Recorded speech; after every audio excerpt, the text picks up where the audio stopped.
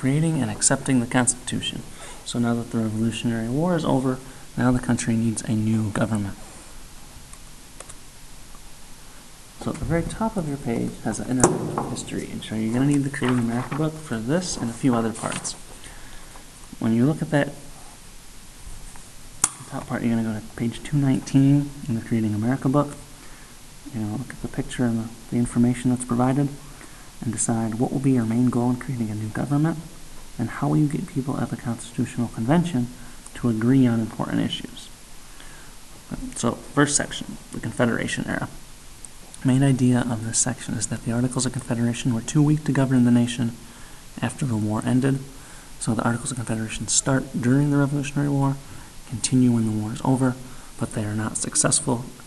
It matters now because the weaknesses of the Articles of Confederation lead to the writing of the U.S. Constitution, and the U.S. Constitution is still to this day what our laws are based upon. So after the war's over, now there's no more proclamation of 1763.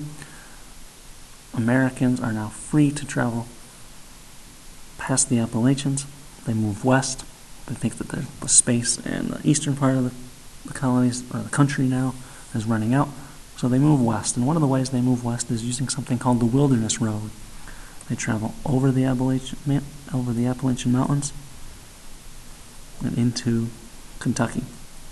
Settlers and Native Americans get into fights over the land, and from 1775, the beginning of the Revolutionary War, until 1790, about 100,000 Americans settle in this land, where it's today West Virginia, Kentucky, and Tennessee. There's also new state governments. So after independence, each state sets up their own government. Each state sets up a representative republic, which is a government where people elect leaders. Instead of, during the colonial times, the king would assign leaders to many different governments in the colonies. Now the states and the people of these states select their own leaders.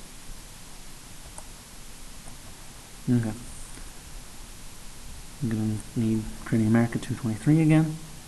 Look at the map on page 223. Find which of the original 13 states had western land claims, and to what geographic feature did the western land claims extend? So basically, how far west did those land claims go, and what was the dividing line? What geographic feature stops those claims from traveling even farther west? The next section, the next part, the Articles of Confederation. The Articles of Confederation are the first government of the United States. Gives most of the power to the states and just a little bit of power to the national government. So the national government had no power to collect taxes. They had no power to raise an army. The national government had no power to enforce laws or treaties, and there was no national court system. Everything was state-based. The states made up all these rules, and the national government had really no power, and they did that because they were so worried about a strong, large national government becoming like a king, becoming like a tyranny or tyrannical rulers. So they focused very hard and worked very hard to prevent that from happening. Not a lot of good comes from the Articles of Confederation. One good thing that does come is something called the Northwest Ordinance. It organized what then was considered the Northwest Territory. Modern-day Ohio, Indiana, Illinois, Michigan, and Wisconsin, and parts of what are Minnesota. It outlined when the territories could govern themselves and become states. So in order to become a state, basically it said you had to have so many people living there, and then you could start to have your own laws, your own rules, and you could become not just a territory, but a state. I said the Articles were not very strong. So why were they weak? Why were the Articles of Confederation weak?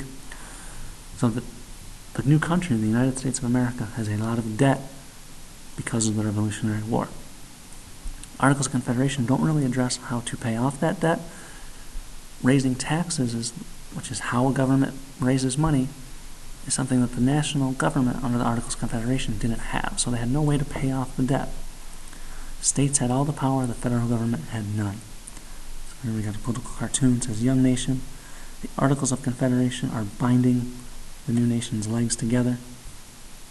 I have so many troubles. I'm weak, poor, and in debt. Paper money under the Articles of Confederation is useless, and the Articles of Confederation do not support a national government.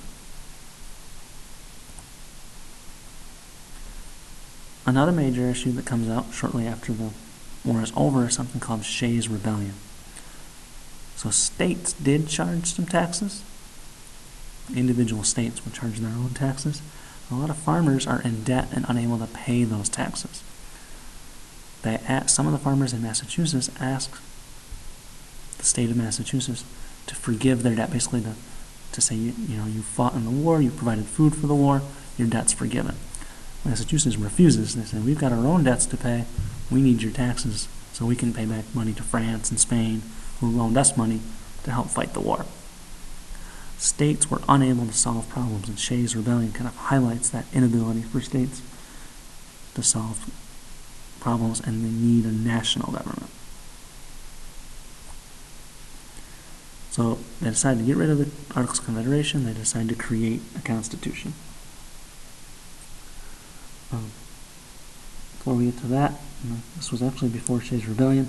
Make sure you're going into the Creating America book, page 224, looking at the chart on page 224, and writing down what you think was the greatest success of the Articles of Confederation, or what you think was the biggest weakness of the Articles of Confederation from that chart.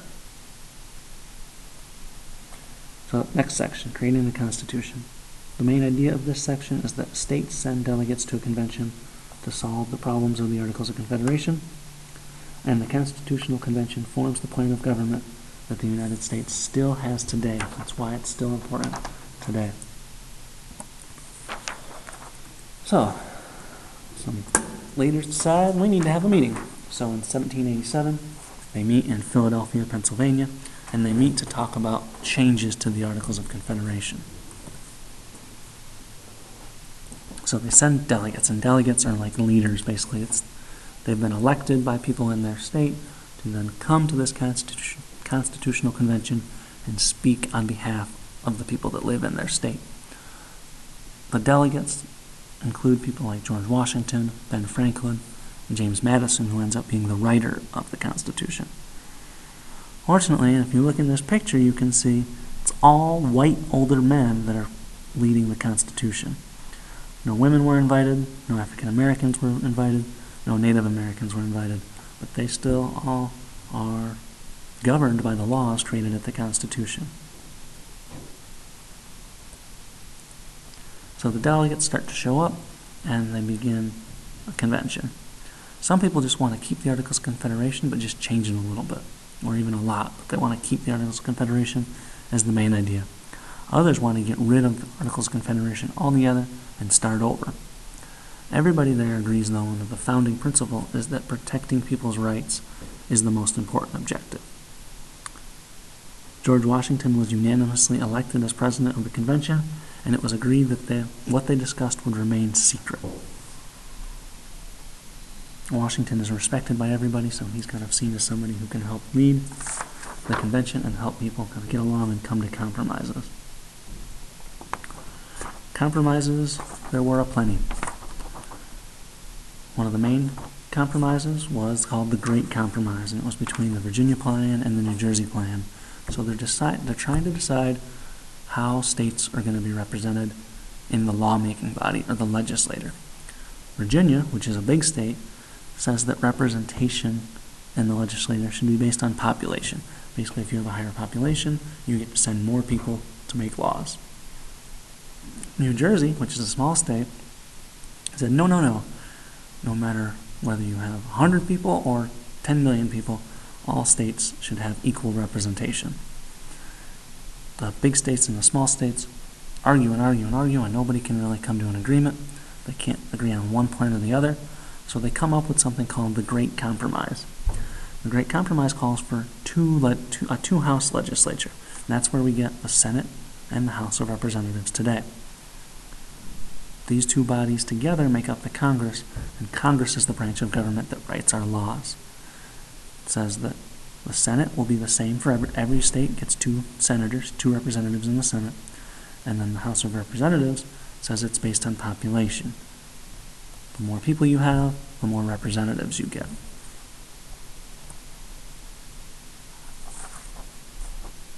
Okay. Here's a part that I always feel uncomfortable talking about. This slavery in the Constitution and this 3/5 compromise.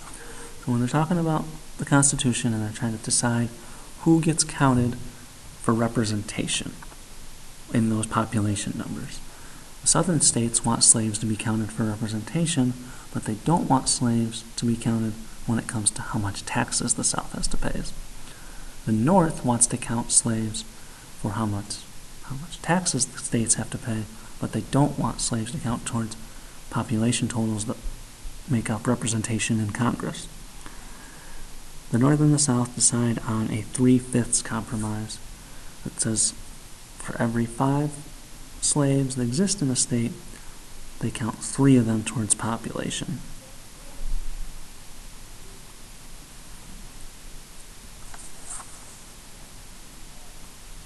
Okay. Next section. So they agree on a constitution, and we'll go into more detail on the Constitution in class and the different branches and the different parts of Constitution, the preamble, and so on and so forth. But for these notes, they just know that they agree on a constitution, and now they have to get the states to agree to it, not just the delegates that wrote it. So the main idea of the next section is that Americans across the nation debate whether this new constitution would provide and make for the best government. It matters today because American liberties are still protected by the U.S. Constitution, especially the Bill of Rights, which is added to the Constitution. Next slide, Federalists and Anti-Federalists. So, while the Constitution is being written and after it's written, there's kind of 2 sides, the Federalists and the Anti-Federalists. Before we can get more into detail on them, we need to know what is federalism. Federalism is a system of government where power is shared among federal and state governments. So Federalists want a strong national government. They want the national government to be stronger than the state's governments.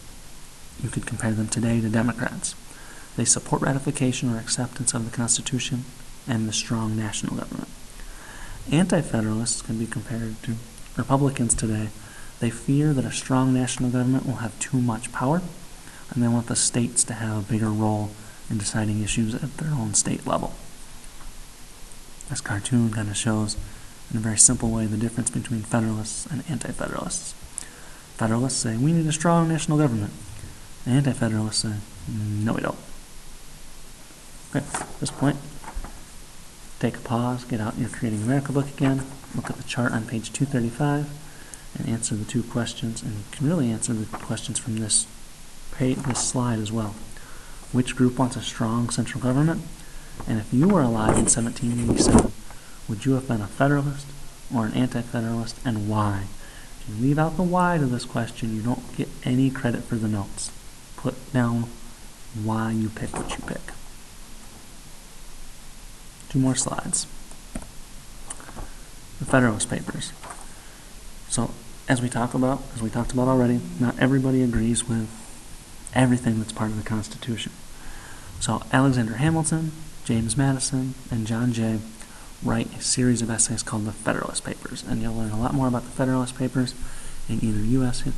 History 1 in high school or Civics and Economics in high school. But the Federalist Papers basically are published in newspapers, and it's a series of essays by Hamilton, Madison, and Jay on why the Constitution will be beneficial and why the Constitution is good. They also talk about some of the worries that people have, and they basically try to calm down those fears and worries to convince people that, yeah, the Constitution is good, great even, and it's the best thing for the new country.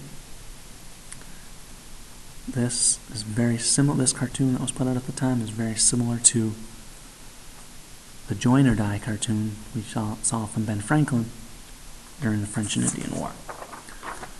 So lastly, they have the Federalist Papers.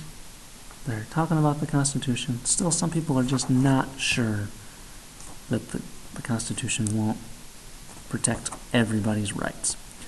So the Federalists agree to add the Bill of Rights to the Constitution, kind of make the Anti-Federalists feel a little bit better. It's written by James Madison, and it guarantees certain rights for the people and the states. So the states part really helps with the Anti-Federalists. Helps convince some Anti-Federalists that the Constitution should be ratified or accepted. And we'll do a full lesson on the Bill of Rights, but the first 10 amendments to the Constitution are freedom of speech, religion, press, assembly, and petition is number 1. Right to bear arms is number 2. No forced quartering of soldiers is number 3. No illegal or no unfair arrests or searches and seizures, number 4, and so on.